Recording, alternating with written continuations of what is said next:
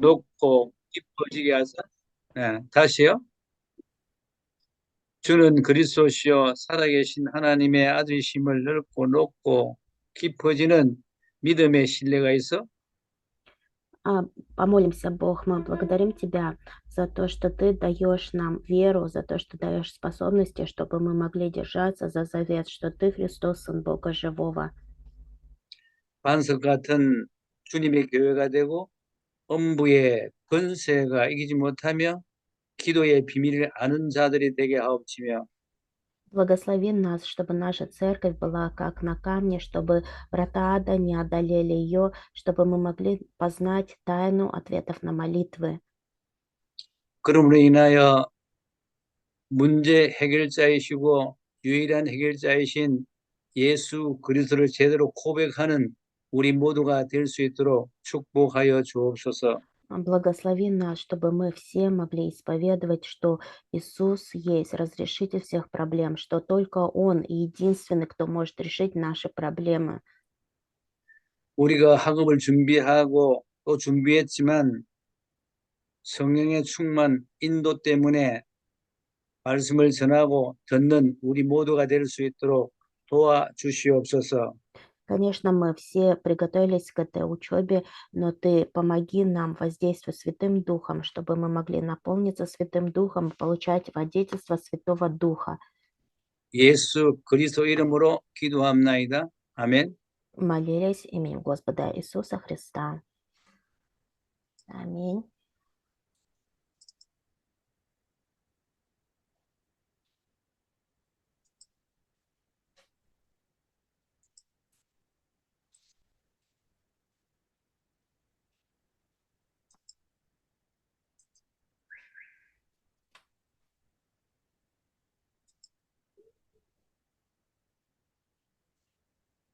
그런데 내 그거는 또 안 보이는데 내가 잘못했나? 발표제 보기. 오케이. 어, 오늘 육과가 되는데요. 이 Шестой урок песнь 구원이라는 благовестия. 예, 구원이라는 단어가 너무 중요합니다. Такое слово, как спасение, имеет очень важное значение. 여러 여러 각도로 들어서 알아야 합니다. И поэтому такое слово, как спасение, мы должны рассматривать с разных точек зрения. 이 과에서 나오는 단어들을 제가 좀 소개하고 explain 하겠습니다. Сейчас посмотрим слова, которые будут употребляться в шестом уроке. 첫 번째 구원인데 구원은 성경 전체를 줄이고 한 단어를 말하면 구원입니다. Что такое спасение? Если вкратце описать одним словом всю Библию, то есть содержание всей Библии, то это спасение.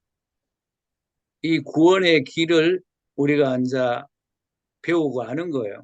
Мы с вами должны знать путь спасения, мы должны учиться этому пути спасения. 두 번째는 자아죠. 네, 맞습니까? 네. 자아. Второе– это 아, самомнение, эго. 자아는 우리는 하나님 자녀입니다. Мы с вами являемся Божьими чадами. 너하고 당신하고 하나님의 관계가 뭐냐고 말하면은 이렇게 대답을 많이 해요. 나는 군사요, 농부요, 종이요, 이렇게 말해요. Но обычно вот, когда задают вопрос, а какое отношение ты имеешь к Богу, тогда отвечают часто, да, что я воин, что я земледелец, что я состязающийся. 하나님과 우리의 본질적 관계는 군사, 농부, 종이 아닙니다. Но на самом деле основные отношения меня с Богом– это не то, что я являюсь воином, там, состязающимся или земледельцем, 하나님의 일꾼인 사역적인 관계입니다. а у нас с Богом такие отношения, что я являюсь служителем, работником. 하나님 앞에 나 군사입니까? 농부입니까? 이렇게 말한다면 그렇잖아요.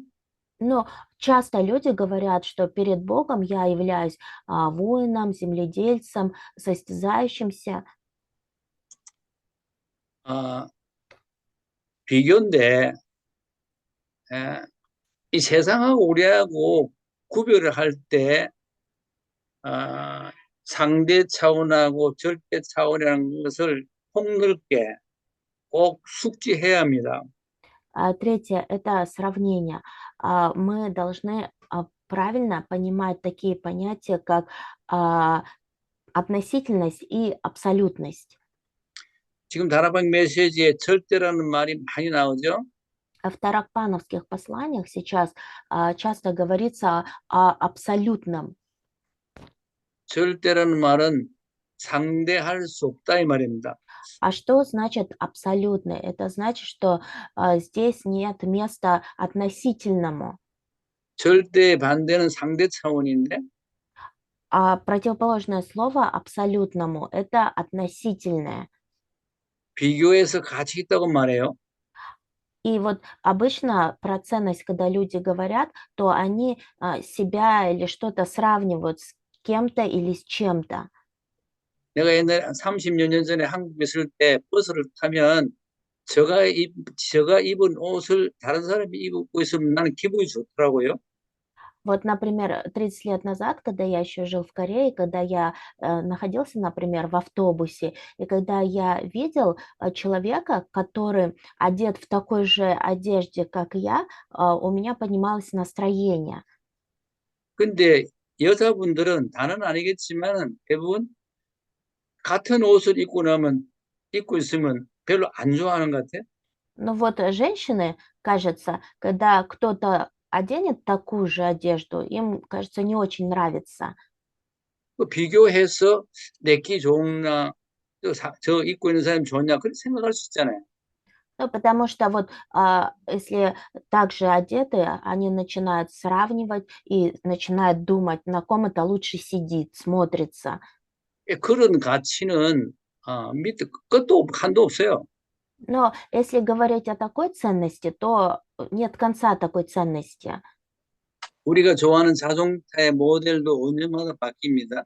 Потому 4년마다 что, 바뀌어요. потому 4년. что постоянно вот это все меняется. 고급차는 5년마다 바뀝니다. Потом вот, например, что-то первоклассное, что-то люксовое, да, постоянно что-то меняется. 왜 달라요? 비교해서 자꾸 가격, 좋다 나보다는 달라요. 자꾸. Но получается, что когда вот человек начинает сравнивать, то и цены там, и все остальное, все разное, все меняется. 여기가 우리 휘둘리지 말아야 합니다. А мы же с вами не должны подстраиваться под это. 그다음에 영화죠. Дальше это прославление. 완전한 것입니다. Это говорится о совершенстве. 절대 차원은 완전한 겁니다. А если говорить о абсолютном, то это совершенное. 가지면 가질수록 좋은 겁니다. И чем больше мы это будем иметь, тем лучше. 영적인 지식은 아무리 채워도 배탈 안 납니다. И как бы у нас много не было духовных знаний, никто не может отнять их у нас. 세상 지식은 채우면 채울수록 전도사님 식자 우환하세 아니요. 식자 많이 알면은 곤란한 게 더 많다 그거요. Например, если говорить о мирских знаниях, то 오케이. чем больше мы их пытаемся приобрести, тем сложнее становится жить. 근데 우리는 중국 문화권에서 오래 있었기 때문에 사자성어라든가 중국에서 쓰는 내용들의 언어들이 많이 와 있어요. Например, Корея, она долгое время находилась как, ну, с Китаем у них были какие-то взаимные отношения, и поэтому вот корейцы, они многие термины китайские используют. 한 가지 물어볼게요. 러시아에도 중국 영향이 있습니까? 네, 거요. 없어? 많이 영향을 받아요. 지금 주고받고 했구만. 네. 예, 알겠습니다. 네. 다섯 번째는 선이죠, 선. Пятое– это добро. 잃어버린 하나님 형상을 닮아가는 거, 예수님 А, 닮아가는 그 기준이 선이겠죠, 선. 어쩌면? А вот 오케이. получается, мы утратили Божий образ, и мы должны быть похожими на Иисуса. А есть критерий, как мы можем стать такими людьми, это добро. 육과에 구원받은 내용이 뭘까? А, Шестое письмо Благовестия– это содержание спасения. 이 과를 통해서 우리가 확실히 많은 것을 좀 각인 뿌리 체질되기를 바랍니다. Я желаю, чтобы через шестой урок вы многое могли запечатлеть, укоренить и сделать своей сущностью.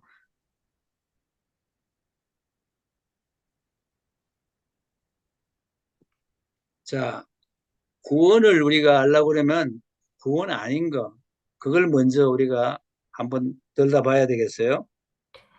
Часто человек пытается получить спасение, но на самом деле это даже не является спасением. 구원 아닌 건 간단히 말하면 생명이 없고 복음이 없는 거예요. И держится за то, что не является спасением. А что это означает? Что в таком человеке нет жизни и нет благой вести.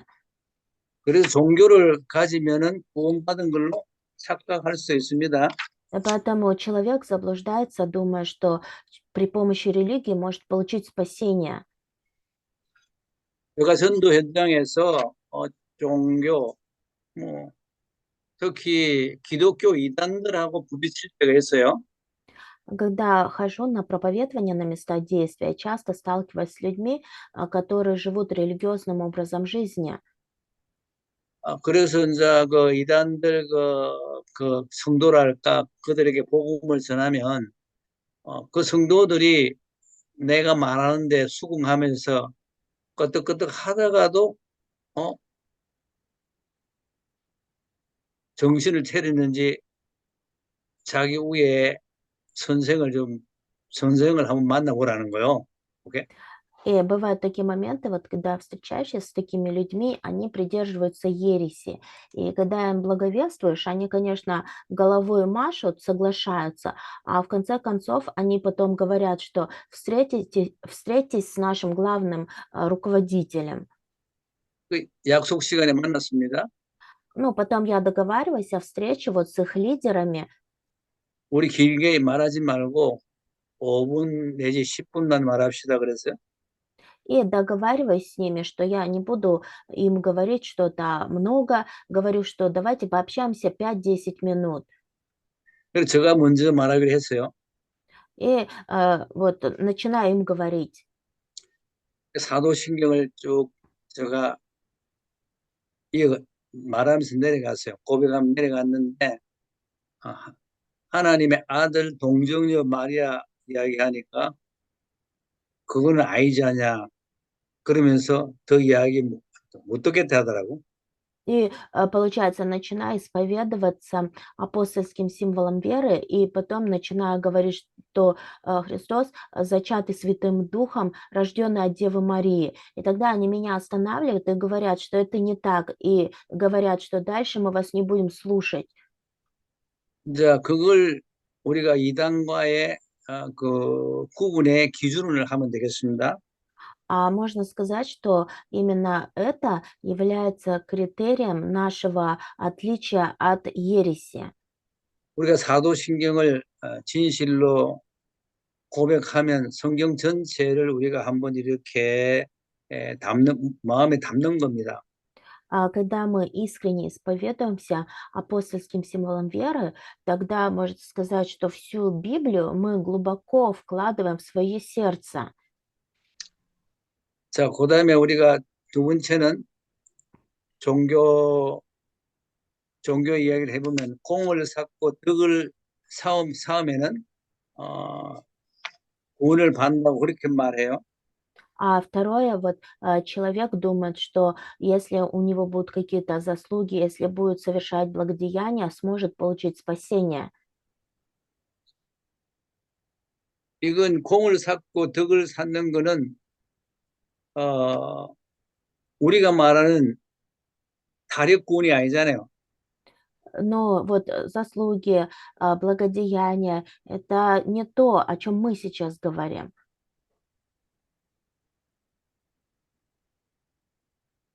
우리가 말하는 것은 은혜로 예수 그리스도 말미암아 우리가 구원받는 건데 노력하고 공사고 덕 쌓는다는 것은 잘못된 구원관입니다.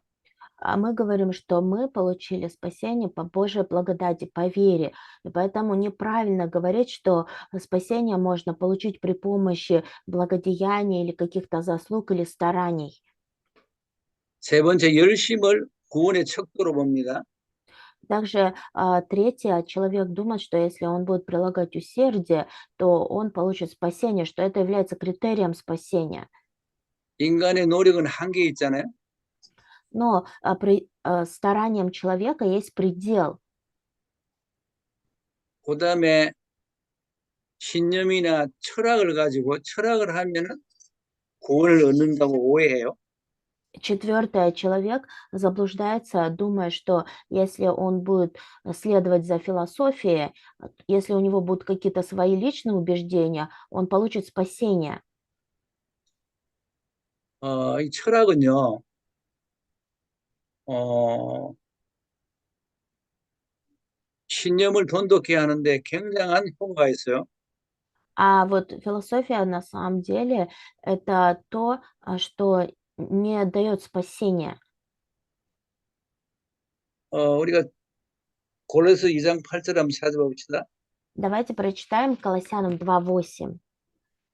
골로새서 2장 8절. Колоссянам 2:8. 그럼 제가 앞으로 찾을지 안 찾을지 모르지만 제가 불러드릴 테니까 우선 메모를 좀 해보세요. 다음은 고린도후서 5장 17절. Давайте запишем опять, как вчера, стихи 2 Коринфянам 5:17. 그 다음에는 요한일서 3장 2절. 1 Иоанна 3:2. 그 다음에 로마서 6장 17절, 18절. К римлянам 6, 17, 18. 갈라디아서 5장 18절. К Галатам 5:18. 예, 그 정도로 한번 메모해 놓으시기 바랍니다. 오케이? Пока эти стихи запишите. Колоссянам 2:8. 골로새 2장 8절 누가 한번 봉독해 보세요. Кто-нибудь прочитает? Я зачитаю. Смотрите, братья, чтобы кто не увлек вас в философию и пустым обольщением по преданию человеческому, по стихиям мира, а не по Христу. Аминь.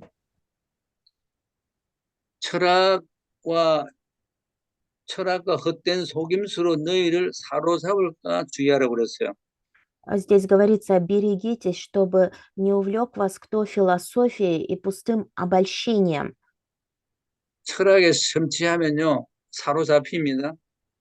А человек, который начинает впадать в философию, он потом оказывается полностью под влиянием философии. 제가 들어서 하는 말이 아니고 저는 철학을 부전공했기 때문에 경험을 했습니다. Это я говорю не потому, что я от кого-то слышал, но так я сам изучал философию, то все это я на личном опыте перенес. 그래서 버스를 타고 성경책보다 철학책이 더 잘 돌아요. Все это сам испытал на личном опыте, и поэтому бывало, что даже когда ехал в автобусе, то не Библию я читал, а философию.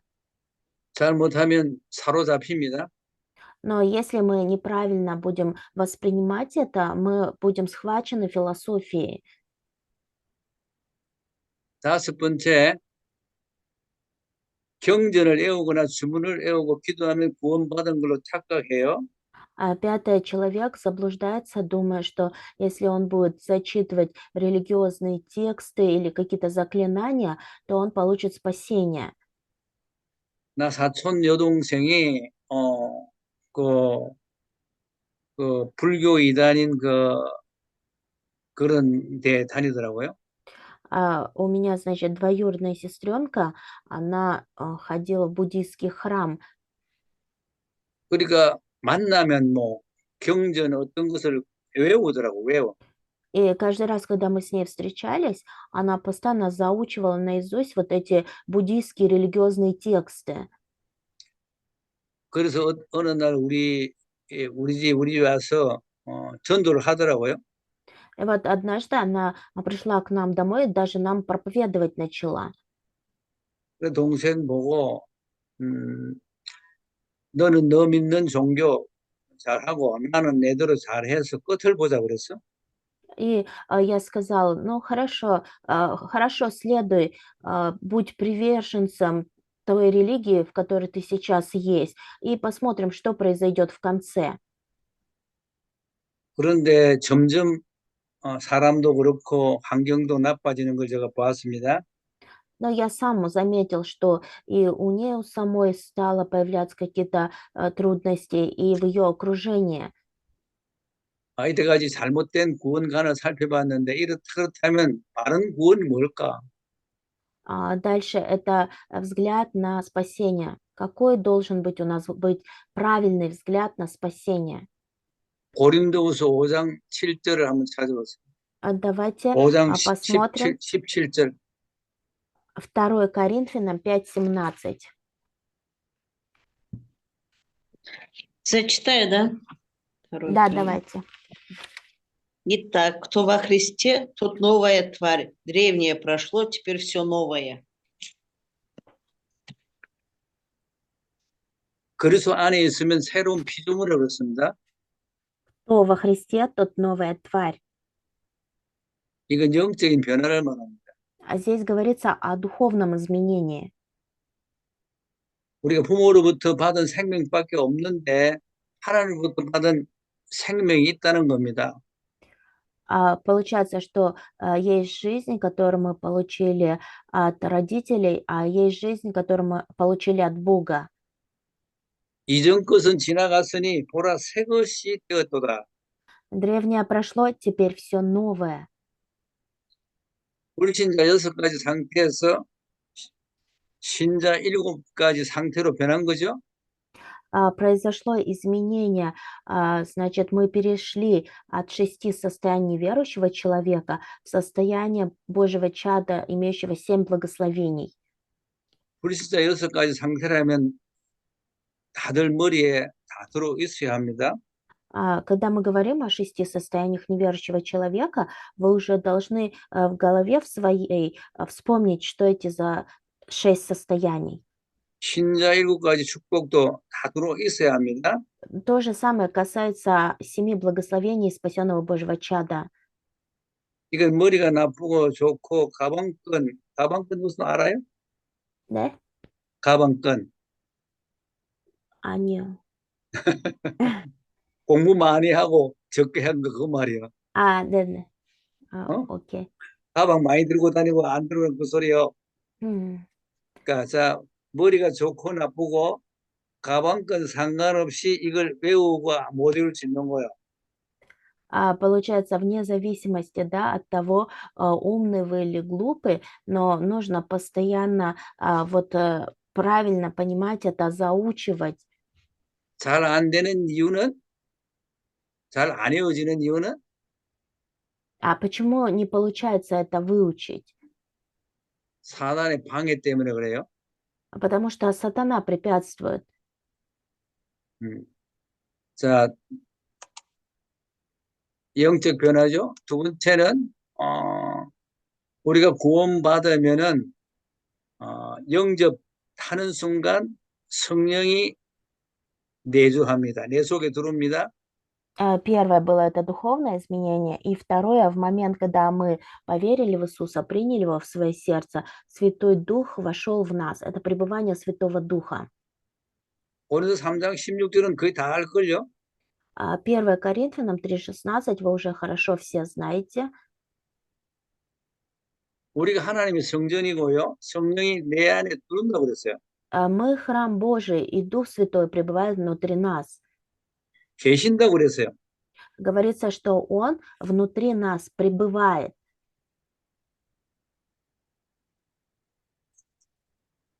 그다음에 성령이 생명으로 있다 했어요. 성령이 생명으로. И также говорится, что по закону духа и жизни. 어,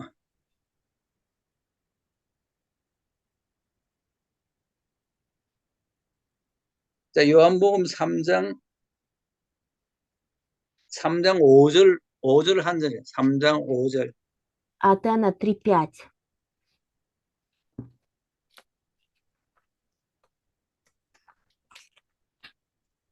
Я прочитаю Атена 3:5. Иисус отвечал: «Истинно, истинно говорю тебе, если кто не родится от воды и духа, не может войти в Царствие Божие». 자, 예수님께서 거듭남이라는 것은 새 사람 된 거잖아요. 생명을 얻은 겁니다. Здесь говорится рожденный свыше, то есть это какой человек? Это тот, который родился заново, то есть обрел жизнь. 거듭남이 어떤 거냐면은 물과 성령으로 된다고 그랬어요. И говорится, что если кто не родится от воды и духа, не может родиться свыше. 우리가 신학생이기 때문에 영적인 내용들을 좀 잘 알아야 해요. Так как мы с вами семинаристы, мы с вами должны правильно понимать духовное содержание.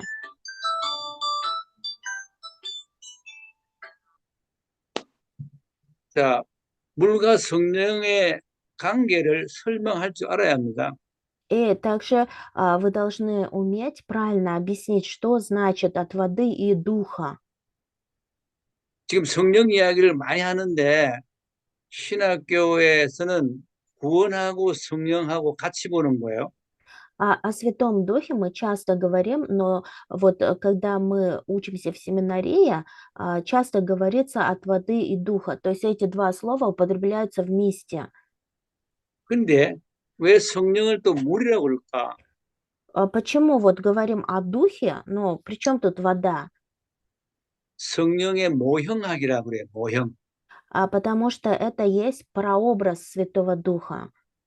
그래서 성령을 물로, 바람으로, 기름으로, 비둘기로 그렇게 표현합니다. И поэтому, когда говорится про Святого Духа, то приводятся примеры такие, как огонь, ветер, елей или голубь.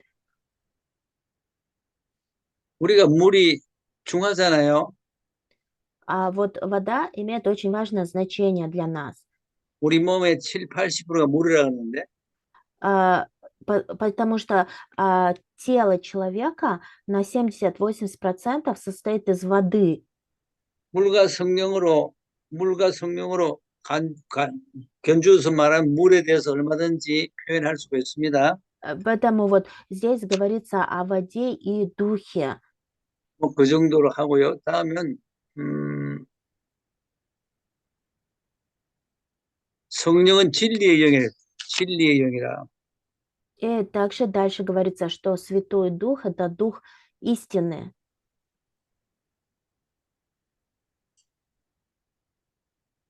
진리의 영이라는데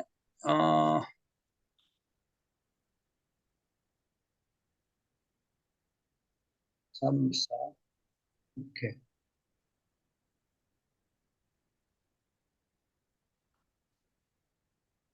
요한복음 14장 16절 17절 한번 읽어보세요. 요한복음 Атана 14, 16, 17. Кто-нибудь прочитает? Сейчас я прочитаю. «И я умолю Отца, и даст вам другого утешителя, да пребудет с вами вовек, Духа истины, которого мир не может принять, потому что не видит его и не знает его. А вы знаете его, ибо он с вами пребывает и в вас будет». Аминь. 진리의 영으로 성경을 깨달을 수 있다고 그랬어요. Здесь говорится, что Духа истины, чтобы вы могли понимать Слово Библии.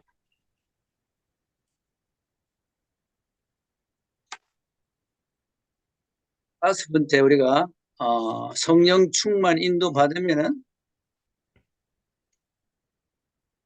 Когда мы получаем водительство Святого Духа, когда мы наполняемся Святым Духом, 어, 구원의 도리를 이룬다고 그랬어요. то все это идет к спасению. 구원의 도리라는 것은 영접 운동입니다. То есть все это помогает начать вести движение спасения. 또 율법을 이룬다고 그랬습니다. И также говорится про закон. 율법을 이룬다는 것은 양육 운동입니다. 양육. Исполнение закона – это воспитание. 중요하죠. 성령 Это- 충만 인도 받으면 우리가 구원을 이룰 수 있고 또 양육 운동을 할 수 있는 거예요. Получается, что когда мы получаем водительство Святого Духа, наполняемся Святым Духом, то все это помогает в деле спасения и для того, чтобы начать движение жизни, движение спасения. 자, 우리가 다음은 성령은 우리 속에 계시기 때문에 우리가 임재를 알게 있어요. 임재.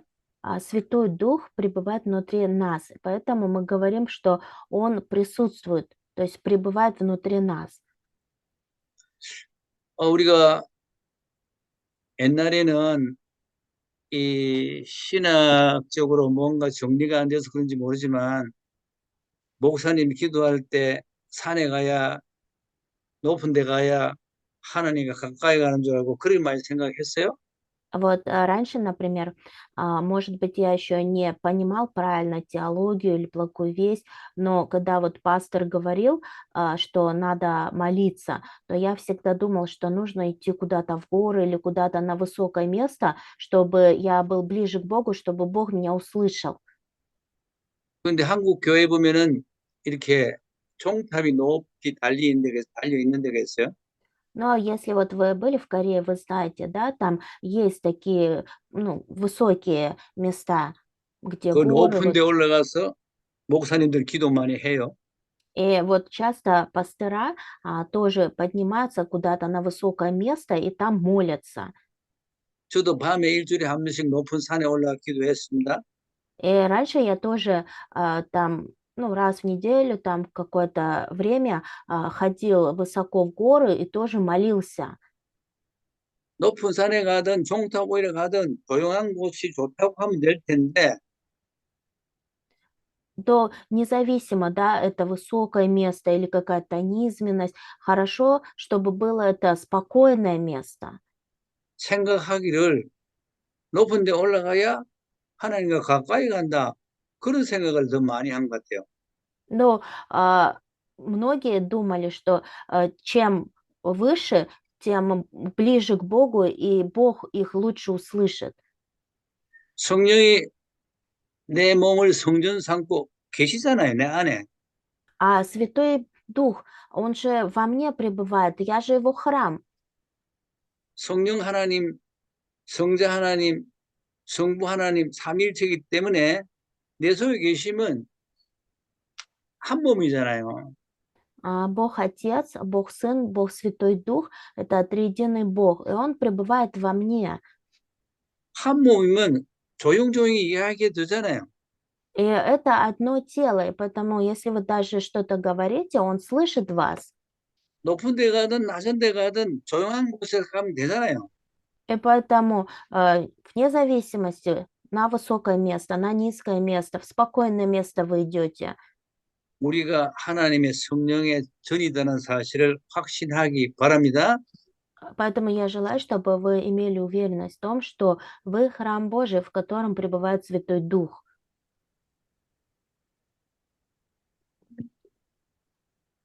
자, 성령께서는 잘못된 것을 고쳐준다고 그랬어요. Говорится также, что Святой Дух нас исправляет.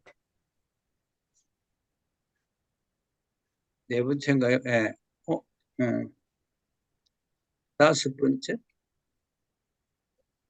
고쳐주신다 했는데, 지금 요거하고 좀 바란스가 안 맞기도 해요. 제가 조금 다르게 또 정리했기 때문에, 네. 어, 갈라디아서 5장 18절 볼까요? 갈라디아서 5장 18절. Давайте посмотрим Галатам 5:18.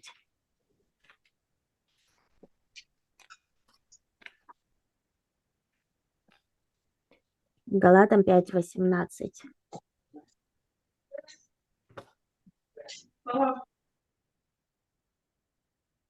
Я прочитаю.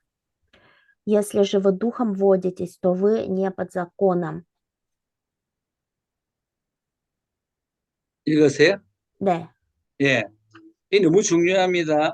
우리가 성령 인도 받기만 하면은 율법 아래 있지 않는다고 그랬어요? Здесь говорится об очень важном. Если вы духом водитесь, то вы не под законом.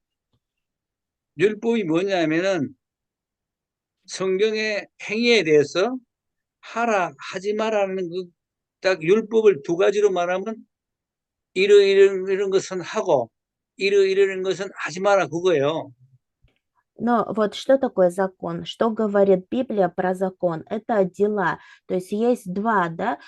Библия говорит или делай, или не делай. Вот это есть закон. 자, 우리 성령 인도 받으면 하라는 건 할 수 있고 하지 말라는 건 안 할 수 있다 이 말이에요. То есть о чем это говорится? Что когда мы переполнены Святым Духом, то мы можем сделать то, что велит нам Бог. То есть если Бог говорит нам не делать, мы не делаем. Если Бог говорит делать, мы делаем. 그렇다면 내가 해야 될 걸 못했다고 자책할 게 아니라 내가 성령 충만 인도 안 받았기 때문에 못했구나. 오케이? И поэтому, если Бог что-то велел мне сделать, а я не сделал, это не потому, что там пренебрегаю, но потому что не получал водительства. 내가 참아야 되는데 안 해야 되는데 못 참았다. Например, я должен перетерпеть, переждать. 성령 인도를 못 받았구나. И мы должны понять, что почему это не получается, потому что не получали водительства. 성령 인도 받으면 율법 아래 아니고 율법 위에 있다 이 말이에요. 위에. А когда мы переполняемся Святым Духом, то мы уже не под законом, а над законом. 이런 사실을 꼭 확신하길 바랍니다. Я желаю, чтобы вы имели в этом уверенность.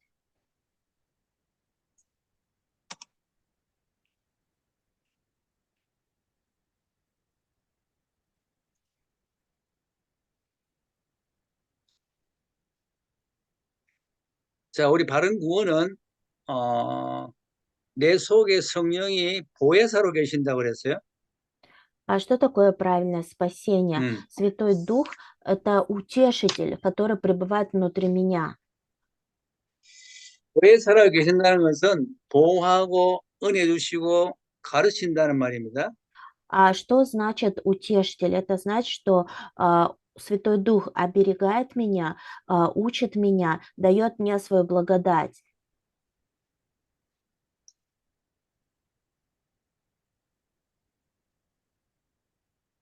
성령은 평안으로 인도하네. 평안으로. А Святой Дух ведет к покою, к миру. 이 평안이라는 말은 굉장히 중요합니다. А слово «мир» и «покой» – это очень важное слово. 평화, 평안 뭐 비슷한 말이겠죠. Мир. 평안의 현주소는 성령의 생각입니다. А что является настоящим местожительством? То есть на самом деле, где находится этот мир и покой? В Святом Духе. 성령은 우리의 기도를 들으신다고 그랬어요. И также говорится, что Святой Дух слышит наши молитвы. 로마서 8장 26절 찾아보세요. Давайте прочитаем к Римлянам 8:26.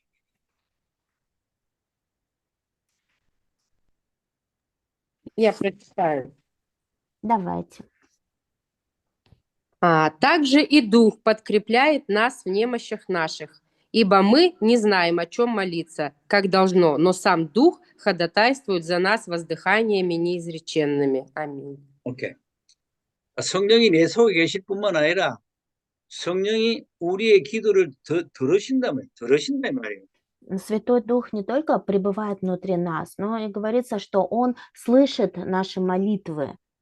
우리가 부러지셔서 기도할 때도 있지만은 그냥 소곤소곤 해도 다 들어요. И даже если мы будем воззвать в молитве, молиться, Святой Дух даже и без этого слышит нас. 로마서 8장 28절 보면은 모든 것이 합력하여 선을 이룬다고 그랬어요. К Римлянам 8:28 говорится, что все содействует ко благу. 최고의 악은 원죄죠. А самое большое зло – это первородный грех. 그 반대는 선이죠. А противоположное злу – это добро. 그 반대의 선에 선한 사람이 되려면 성령의 역사로 합력하여 선을 이룬다는 거예요. А что надо сделать, чтобы проявлять добро? Говорится, что должно все содействовать ко благу. 자, 우리가 구원 상태가 뭘까? Надо подумать над тем, что такое состояние спасения. 구원 상태는 예수 안에 하는 말이 많이 나와요. Вот когда мы говорим про состояние спасения, то часто мы говорим во Иисусе Христе. 예수님께서 너가 내 안에 내 말이 너 안에 거하면 했어요. И вот даже Иисус сказал, если ты пребудешь во мне, и слова мои пребудут в тебе. 요한복음 1장 14절 한번 볼까요? Давайте посмотрим от Иоанна 1:14. 누가 봉독해 보세요. Кто-нибудь прочитает от Иоанна 1:14? Сейчас прочитаю. «И Слово стало плотью, и обитало с нами, полное благодати и истины. И мы видели славу Его, славу как единородного от Отца». Аминь. 자, 말씀이 육신이 되어 그랬어요. Слово стало плотью. 말씀이 육신이 됐다는 것은 예수님이 인간의 몸으로 입고 왔다는 겁니다. А что это означает? Что Иисус пришел на эту землю во плоти человека. 오래전에 그 신학원 강사가 하와이까지 오셔가지고 자기는 매일 예수님을 보고 만난다는 거예요. Вот, значит, был один проповедник, он тоже на Гавайи приехал, и вот он говорил там о Иисусе. 내가 속으로 이거 듣지 않는 소리인데 무슨 이야기고 귀를 기울였어요. 귀를 기울였단 말이에요. И потом я начал прислушиваться, потому что он начал говорить о том, что о чем раньше я не слышал. 그리고 오늘 요한복음 1장 14절 말씀이 육신이 되었으니까 예수님이 하신 말씀을 보고 들으면은 그 육신을 내가 보고 만나는 거라는 거예요. И вот сегодня также, да, говорится, что Слово стало плотью. То есть, когда мы видим Слово, тогда мы встречаемся с Иисусом. 이게 너무 중요한 이야기예요. А это очень важно. 우리가 설교를 메시지일까요? Поэтому вот проповедь – это просто послание или это просто что-то вы передаете? 제가 미국에 있다 보니까 영어권이니까 이게 메시지인지 제가 찾아봤어요.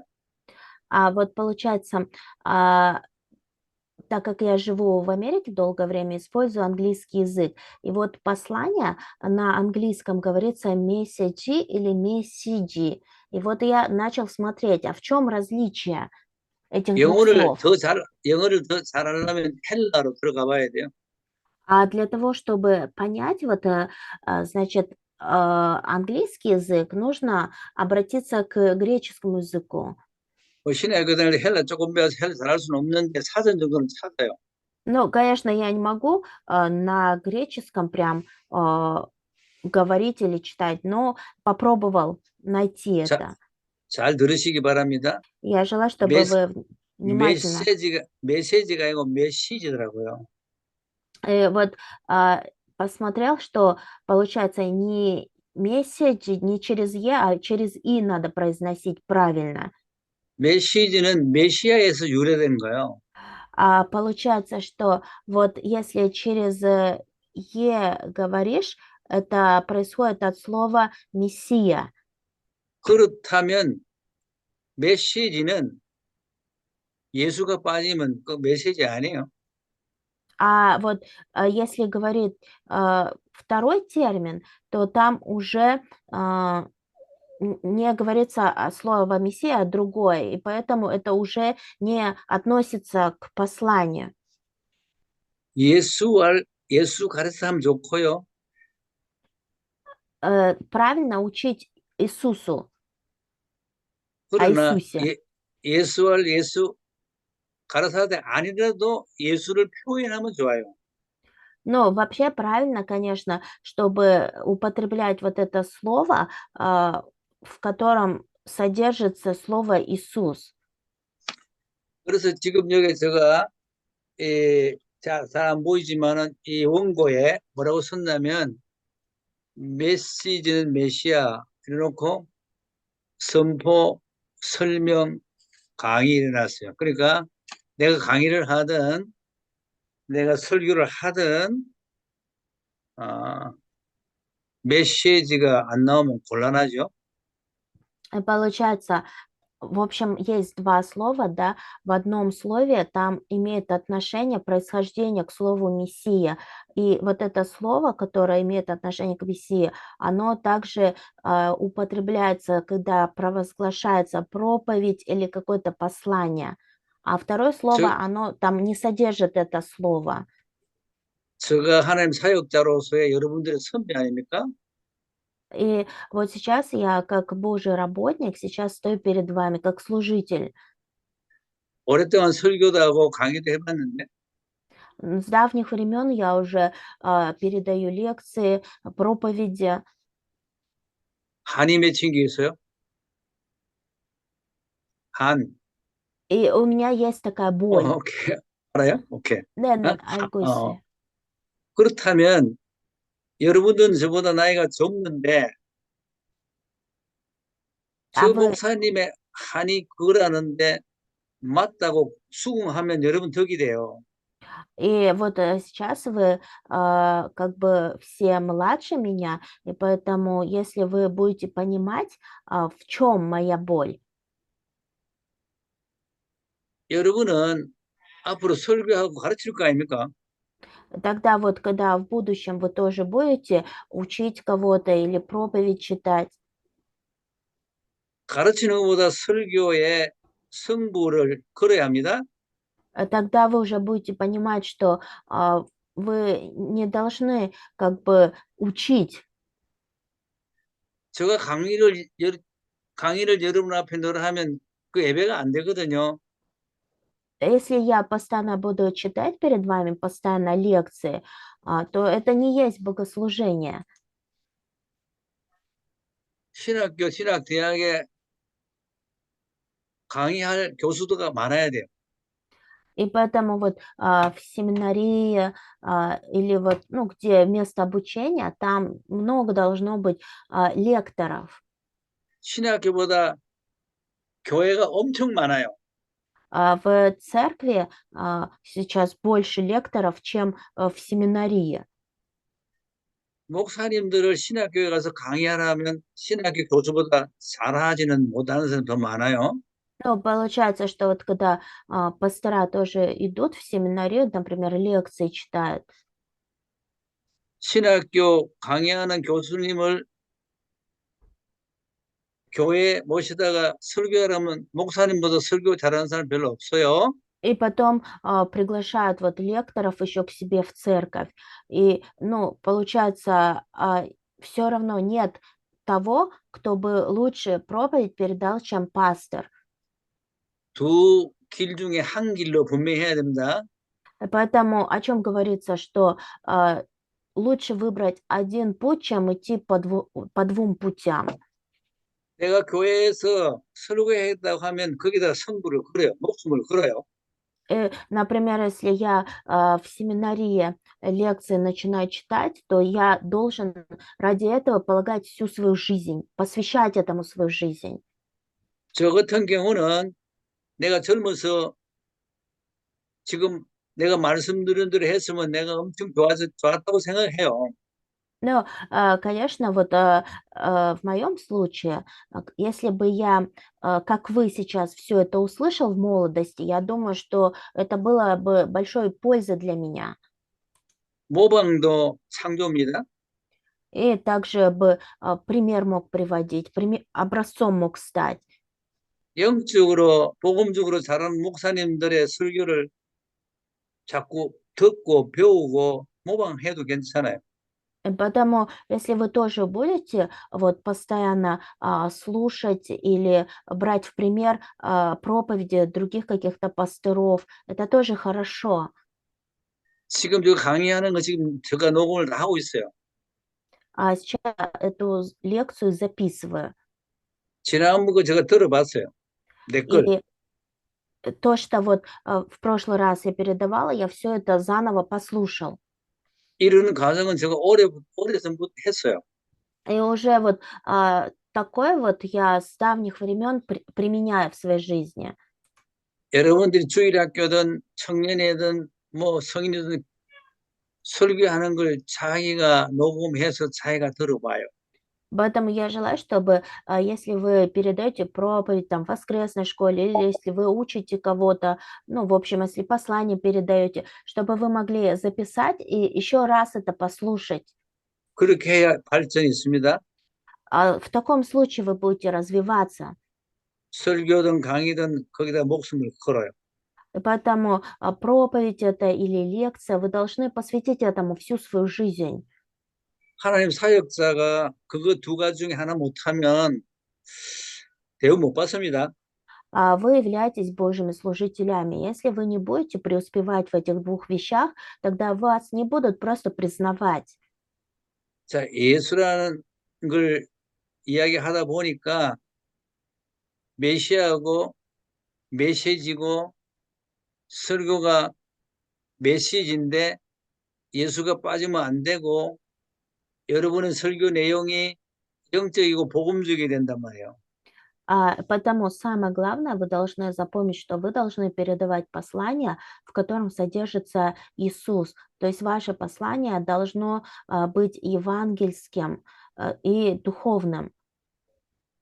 제가 10년 동안 개척을 하고 미국으로 왔어요. 한국에 10년 동안.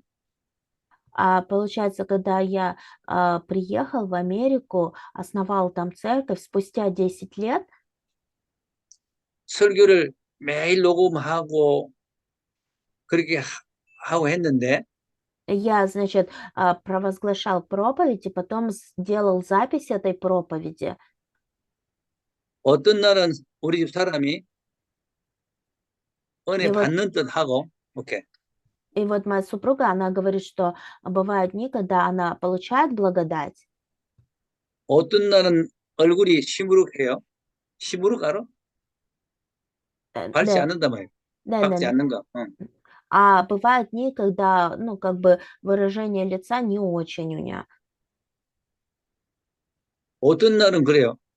Ну, 그것도 бывают такие дни. 사모가 그것도 설교라고 하느냐고 그래요.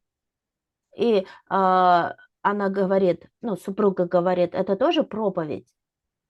그럴 때는 상당히 당황합니다. И когда она так говорит, на самом деле очень сложно ей ответить.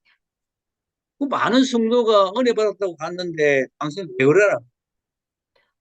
Верующие многие, да, сказали, что получили благодать, а супруга не получила благодать. 그거 내가 영적이고 복음적인 걸 깨닫고부터 그 왜 사모가 그런지 알았어요. И только после того, как я начал понимать, что такое духовное, евангельское, я начал понимать, почему моя супруга временами не получает благодать.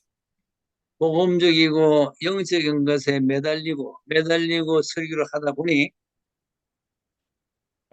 Поэтому вот когда сосредоточен на евангельском, на духовном, когда вот передаешь такую проповедь, 우리 사모가 설교에 대해서 큰 불만이 없는 것 같아요. то у моей супруги какое-то недовольство. 자, 이거 정말 중요한 간증이에요. На самом деле это очень важно. 근데 영적이고 복음적인 설교를 안 하면 성도들이 뭐 은혜 받았다 하는데 힘을 잃는 것 같아요, 전체가. Но вот если не передаешь евангельское духовное послание, то верующие, они, конечно, говорят, что получают благодать, но на самом деле они только силу теряют. 개척해서 모이는 성도가 계속 10년이 있다 보니까 전체가 힘이 빠져요. И вот я сам начал замечать, что после основания церкви верующие, они наоборот силу потеряли. 그리고 그 교회를 내가 사임하고 부산 내려갔거든요. И вот это было время, когда я еще поехал в Пусан. 그때부터 영적이고 복음적인 것이 무엇인지 시작이었습니다. И вот на тот момент я начал понимать, что такое евангельское, что такое духовное. 여러분들은 정말 중요한 시기에 중요한 공부를 하기 때문에 오늘 제가 말씀드린 것이 개인적인 것이라기보다도 이 보편적인 이야기예요. И вот сейчас вот вы проходите такое важное обучение, важное время, и все это не касается как бы каждого из вас, а касается вас в общем. 자, 우리가 구원받고 난 다음에 변한 것이 네 가지가 있습니다. После того, как мы получаем спасение, происходит 4 изменения. 영적으로 호적이 변해서요. Первое, меняется наше духовное родословие. 마귀의 자녀가 하나님의 자녀가 됐습니다. Если мы были чадами дьявола, то стали чадами Божьими. 육신의 자녀가 하나님의 자녀가 됐습니다. То есть из плотских детей мы стали Божьими детьми. 신분이 변했습니다. Изменился наш статус. 우리가 죄의 종이었는데 Некогда мы были рабами греха, 의의 종이 됐습니다. и теперь мы стали рабами праведности. 죄의 종이라는 것은 세상의 일꾼이죠. А что значит раб греха? Это значит мирской работник. 의의 종이라는 것은 예수님의 종입니다. А что значит раб праведности? Это значит раб Иисуса. 신분이 변한 거예요, 신분. Произошло изменение нашего статуса. 그 다음에 우리가 성령의 사람이 됐죠. Дальше мы стали людьми Святого Духа. 이 말은 영육 삶이 성화돼 가는 거예요. О чем это говорится? Это говорится о освящении нашей духовной и плотской жизни. 거듭 변화가는 거야. Это говорится о том, что мы изменились, и уже мы рождены свыше. 변화를 위한 변화가 아니고 절대적인 변화입니다. И это не просто изменение ради изменения, это абсолютное изменение. 네 번째로 나의 삶의 인도됨이 변합니다. Четвертое, изменилось водительство. 다시 말씀드리면 성령 충만 인도 받으면은 율법 아래에 있지 않는다고 그랬어요. Еще раз повторяюсь, когда мы получаем водительство Святого Духа, наполнены Святым Духом, то мы уже не под законом. 중요하기 때문에 반복합니다. Но поскольку это важно, поэтому я повторяюсь. 성경에 율법은 두 마디로 하라, 하지 말합니다. Закон Библии: делай или не делай. 성령 충만 받으면 할 수 있고 성령 충만 받으면 안 할 수 있어요. Когда мы наполнены Святым Духом, мы можем это делать. Когда мы не наполнены Святым Духом, мы можем это не делать. 우리가 살아가다 보면은 해야 될 걸 못 할 때가 있어요. Но бывает, что в жизни мы не можем сделать то, что мы должны сделать. 아, 이거 성령 충만 인도 못 얻었구나. 그렇게 말하세요. И в такие моменты вы должны понимать, что вы не получили водительство Святого Духа. 순종이 제사보다 낫다고 순종하겠다고 하세요. И также говорится, что 다음은 послушание лучше жертвы. Поэтому примите решение, что вы будете проявлять послушание. 하지 말라는 거, 못 참는 거. 여러분, 참 중요한 감정인데 제가 27년 전에 하와이 오니까 교회 집사님이 나를 하루 종일 구경시켜 주더라고요. А когда я вот впервые поехал на Гавайи, тогда, значит, диакон одной церкви там, он на протяжении одного дня показывал мне Гавайи, достопримечательности. 목사님 여기 하와이에 술 파는 바가 한국 사람이 운영하는 게 300군데 넘다고 그러더라고요. И потом он говорит: вот, пастор, вот здесь вот, значит, бар, где спиртное продается, и там южнокорейцы есть. 나는 깜짝 놀랐어요. Я тогда удивился. 하는 이야기가 자기가 바에 연주자로 있다는 거예요. Он еще, значит, в этом баре играл на музыкальном инструменте. 근데 목사님, 바에 출근하는 처녀 아줌마 할 거 없이 괜찮은 사람들이에요. И потом он сказал, что вот кто работает в этом баре, женщины, они очень даже нормальные люди. 주로 이혼녀고 미혼녀란. Ну, а там разведенные были многие. 얼굴도 이쁘고 성격도 좋고 다 좋은데 왜 Но, 이혼하고 오는지 자기가 모르겠더래. ну, и он говорит, что они очень порядочные, красивые женщины там. Но, говорит, я не знаю, почему они некоторые разведенные. 고린도전서 13장에 보면 사랑장이 나오잖아요. В 1 Коринфянам, в 13 главе говорится о любви. 하나님의 속성의 사랑은 온유하고 11가지가 나올 것 같아요. И получается, вот говорится про Божьи атрибуты. Там получается кротость, милость, всего 11 атрибутов. 그 사랑의 속성이 열 몇 가지 나오는데 그 중에 참는다는 말이 4개가 있어요. И 4개. также говорится про атрибуты человека, и там говорится про терпение, воздержание. 그 소중한 가정을 뛰쳐나오는 이유가 못 참아서 그렇다는 거예요. А вот почему семьи распадаются, причина, это потому что не могут терпеть. 자, 율법 아래 있다는 거는 율법대로 해야 되는데 안 되는 건데 율법 위에 있다고 그래서 율법 위에 성령 충만 인도 받으면 Получается, что человек, он находится вот под этим законом, а тот, кто наполнен Святым Духом, он уже не под законом. 이런 정도의 내용으로 설교하면요, 이거 괜찮은 설교래요. Вот когда на эту тему проповедь передаешь, уже получается такая нормальная проповедь. 자, 5번째는 우리가 하나님의 방법이 있습니다. Пятое – это Божий метод. 우리가 잘나나 못나나 하나님께서 천국까지 인도하십니다. Преуспеваем мы в чем-то или не преуспеваем, Бог нас будет вести до Небесного Царства. 세상에서 승리합니다. И Бог будет давать нам победу в этом мире. 자, 우리가 세상에서 승리하는데 여러분들이 승리했다고 말하면 협소하잖아요. 목사님 제가 승리했다고 줄 이야기해도 어떤 편협되잖아요.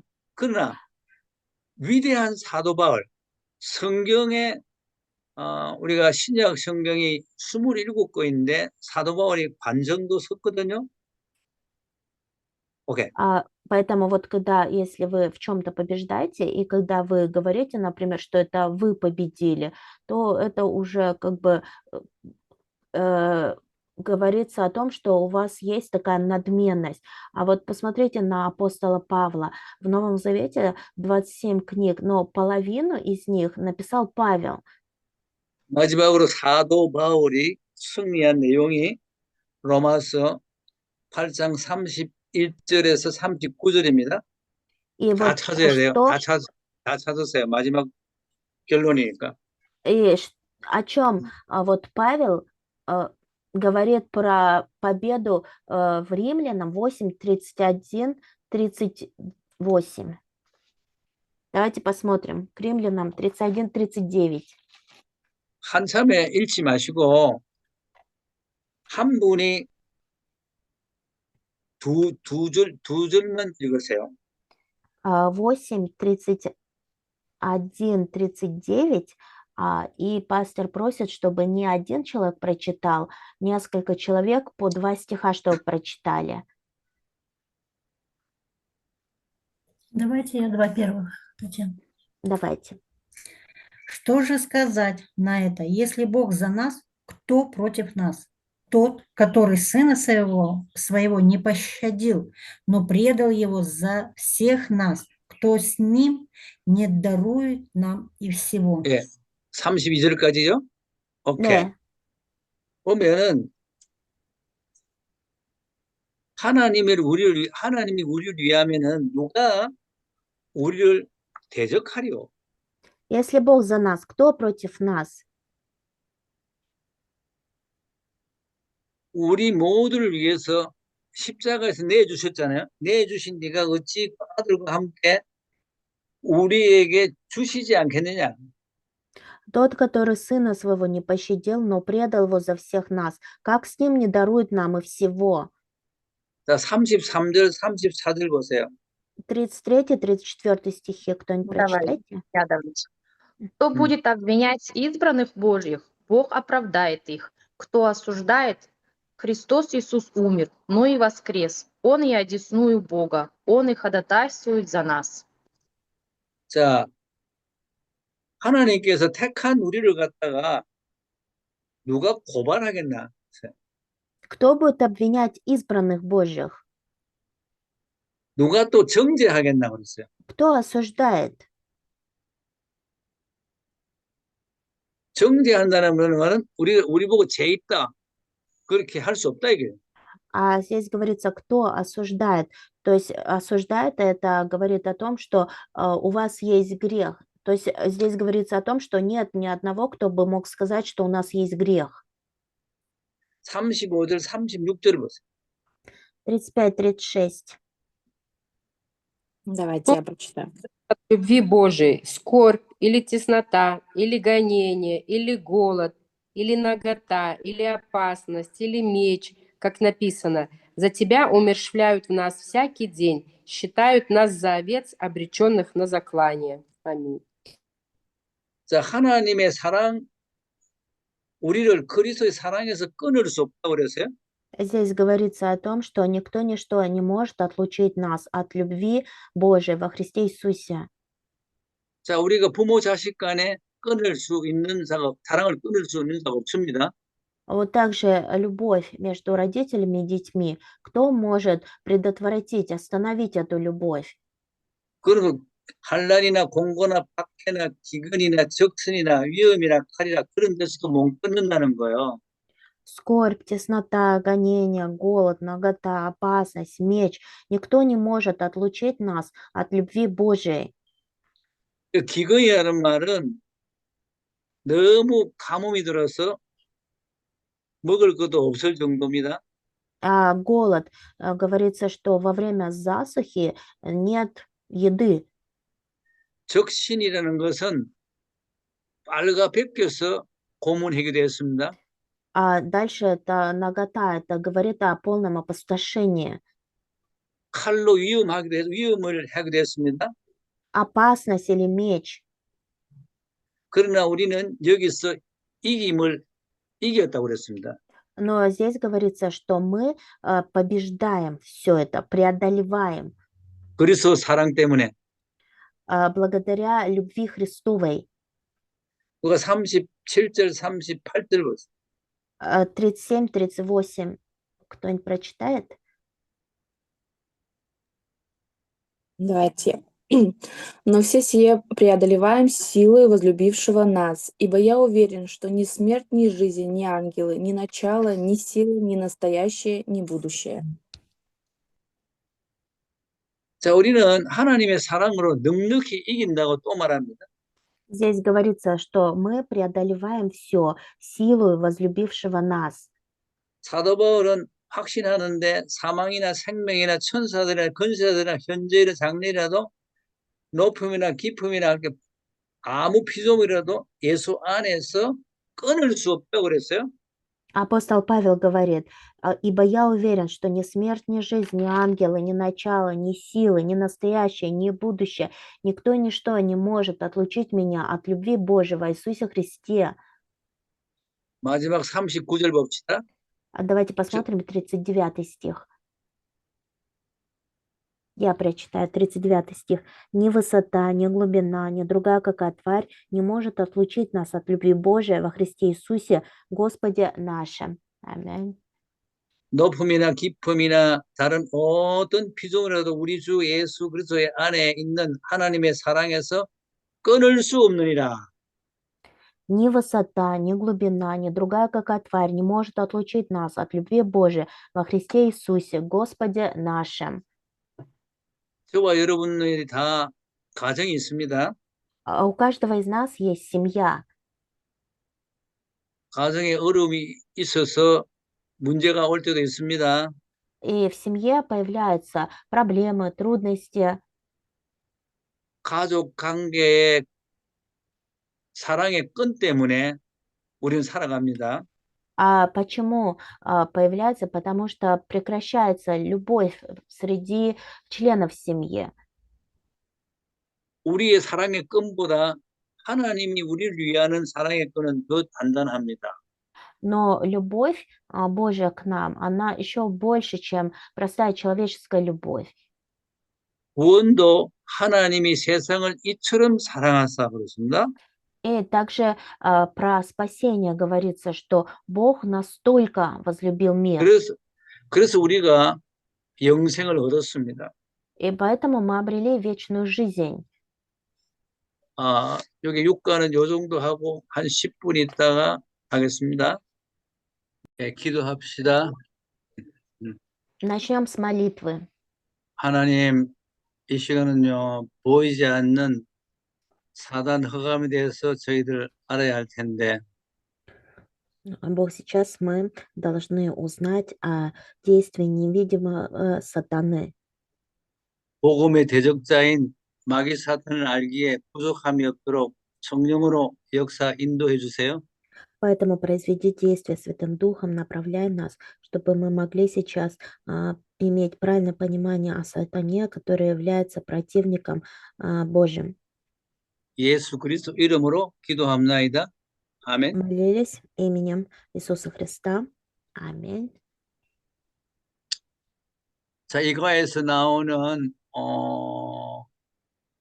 영적인 단어들의 개념들을 우리가 조금 공부를 하겠습니다. Давайте рассмотрим термины, слова, которые будут использоваться в 7-м уроке писем Благовестия.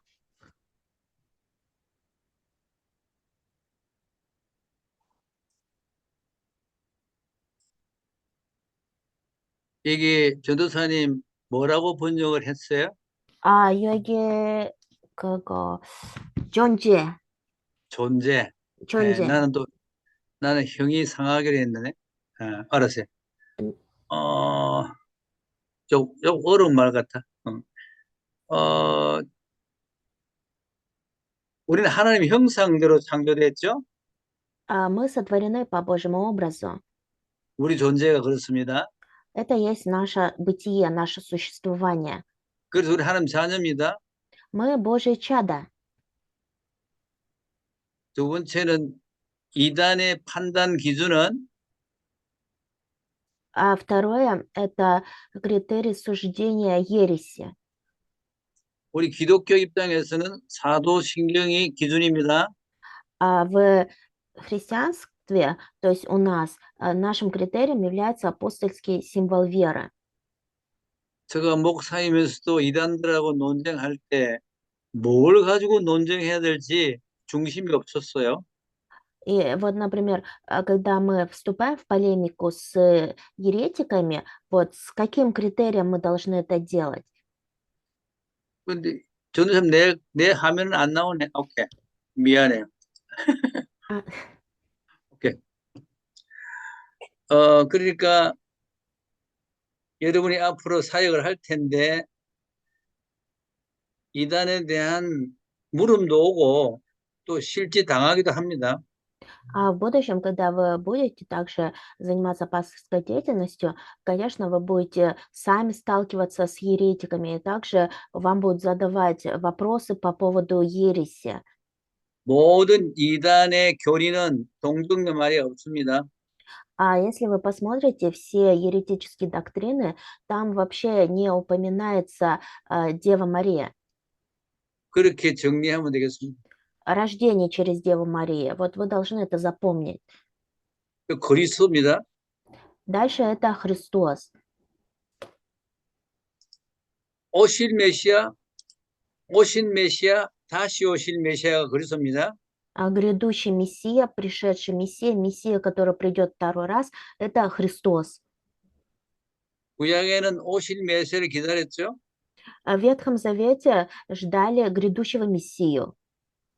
그 오실 메시아가 인간의 몸을 입고 왔죠. А грядущий Мессия пришел на эту землю в образе человека, во плоти. 부활 후에 500문도가 보는 가운데서 하늘로 올라가셨죠. И после воскресения, перед глазами многих людей, он вознесся на небеса. 제자들이 너무 서운하잖아요. И 올라가실 ученики 때. начали сожалеть то, что он вознесся на небеса. 성경 말씀을 보면 구름을 가리우고 예수님이 안 보이는데도 자꾸 목을 빠져서 보고 있으니까 Ну вот в Библии говорится, что они, значит, постоянно смотрели, но облако было, и вот 천- Господь возносился на небеса. 두 천사가 말하기를 И потом, значит, два ангела 가신 대로 다시 오실 테니까 그래 알아라 그랬어요. сказал, что вы смотрите, он придет таким же образом. 오케이. 사단 나옵니다. Дальше это сатана. 저는 이 사단하면 이 너무 싫어하는 것 같아서 허감 이렇게 말합니다. А вот мне вообще не нравится употреблять слово сатана, и поэтому я чаще говорю тьма. 자, 그렇다면은 보이지 않는데 도대체 이론적으로 그렇게 자꾸 듣고 보니까 감각 의식도 안 되고 느낌도 안 되는 거예요. Вот мы сатану, да, эту тьму мы не видим, но так как мы часто об этом говорим, то в сознании уже что-то, какое-то чувство есть. 사단의 역사를 눈으로 볼 수 있는 건 무당들입니다. 무당들. А если вы хотите вот увидеть действие сатаны, то сходите к шаманам. 그 주위에 있다니까 한번 찾아가 보세요. Вот если в вашем окружении есть шаманы, там, сходите к ним, посмотрите. 저는 많이 찾아다녔습니다. А раньше я часто ходил к шаманам. 이번 주일날 신 목사님 오시죠? Тамчу. 다음 주요. 네. 그분하고 나하고 5년 전에 무당 찾아가고 하는 걸 무속사회라고 그러더래요. 무속사회 많이 했어요. А вот на следующей неделе к вам приедет пастор Сим Димун. Значит, лет 35 назад мы вместе с ним посещали шаманские дома. шаманов. 그러니까 보고 듣고 하니까 느낌 없고 의식도 오더라고 약간. И вот когда мы ходили туда, мы смотрели там, вот слушали, и вот какие-то такие чувства появлялись. 근데 내가 정리한 내용이 있어요. Есть содержание, которое я упорядочил. 자, 여러분이 옆에 보이지 않는 공간이 없다면 여러분은 없어요. Если бы рядом вы не видели то пространство, которое окружает вас, то это означало бы, что просто вас нет, вас не существует. 보이지 않는 공간이 없다면 내가 설명이 안 돼요. А если вы не видите вот это видимое окружение, пространство, которое вокруг вас, то вы даже это объяснить не можете. 보이지 않는 공간 속에는 무수한 것들이 많아요. И вот в этом, значит, как видимом пространстве есть много невидимого. 공기가 있죠. Это, например, воздух, 소리가 있죠. это звуки. 원리가 있죠. 원리. Есть вот этот принцип. 왜 우리가 물리학이라는 건 보이지 않는 것을 연구하는 게 물리학이라고 그러잖아요. Например, физика, да, занимается изучением вот этих всяких невидимых веществ. 그분들의 연구 때문에 우리 인간에게 유익한 게 많아요. А благодаря исследованиям физиков выявляется много того, что приносит пользу человеку. 내 입에 보이지 않지만은 전기 있죠? 전기. Но, например, что мы не видим? Это электричество, 전파가 있죠? это вот эти ультрафиолетовые лучи. 우리 인터넷으로 지금 줌을 보고 있는데 다 전파잖아요. А вот эти все вот эти радиоволны, вот сейчас мы в Zoom подключились, это же все вот благодаря этим радиоволнам. 또 성경에는 마귀 사탄이 있다고 말하잖아요. А Библия говорит о существовании сатаны, дьявола. 마태복음 4장 1절에 보면 예수님께서 40일 금식하시고 하나님이 일 시작할 때 누가 먼저 찾아왔나요? Матфея 4:1, когда Иисус постился на протяжении 40 дней, потом говорится, что он залкал, тогда первый, кто к нему явился? 마귀가 찾아왔죠. Дьявол. 근데 성경이 있다 하면은 있는 거예요. А если Библия говорит, что сатана, дьявол существует, это значит, что он в реальности существует.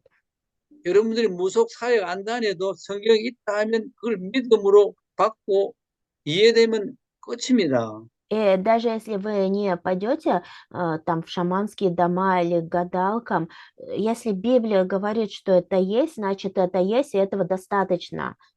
그렇게 되기를 바라요. Я желаю, чтобы вы могли понимать это так. 이번에 실과는 이거 공부하기가 상당히 좀 까다로워요. Например, вот когда я обучаюсь, к этому очень так кропотливо отношусь. 제가 4년 신학교를 마치면서 논문이 성령론입니다. Значит, по окончании семинарии я написал этот, как, дипломную 어떻게 работу по теме сотириология. 그런데 대학원 마치면서 논문이 귀신론입니다. А потом, значит, когда уже магистратуру закончил, то я написал статью о бесах.